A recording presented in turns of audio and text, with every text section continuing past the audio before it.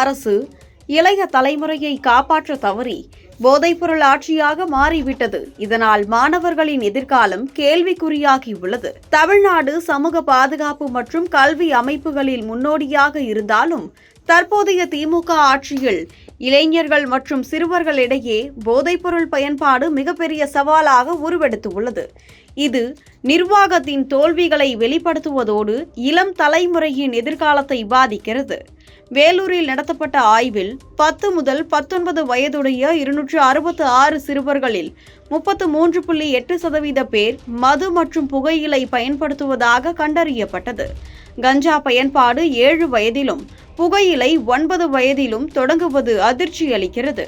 சென்னை, திருவண்ணாமலை, ஊட்டி ஆகிய இடங்களில் 3021 மாணவர்களிடம் நடத்தப்பட்ட ஆய்வில் 7 முதல் 12ஆம் வகுப்பு மாணவர்களில் 9% பேர் கஞ்சா, மது, புகையிலை உள்ளிட்டவற்றிற்கு அடிமையாக உள்ளனர்.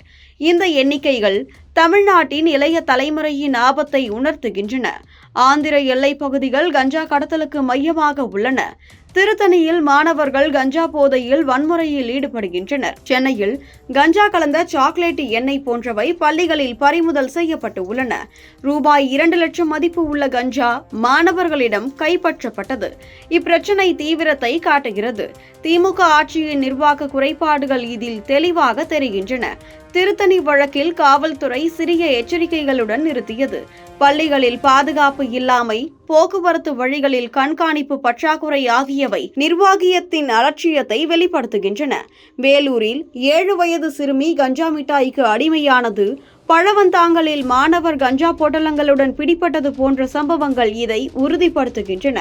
போதைப்பொருள் பயன்பாடு மற்றும் போக்சோ வழக்குகளில் 52.3% உயர்வு ஆகியவை இடையேயான தொடர்பு கவலையளிக்கிறது. பள்ளிகளில் பாதுகாப்பு மற்றும் விழிப்புணர்வு திட்டங்கள் இல்லாதது, குற்றவாளிகளின் கட்டமைப்பு செயல்பாடு ஆகியவை திமுக ஆட்சியின் பலவீனங்களை எடுத்துக்காட்டுகின்றன. இளைய தலைமுறையை பாதுகாக்க உடனடி கடுமையான நடவடிக்கைகள் தேவை.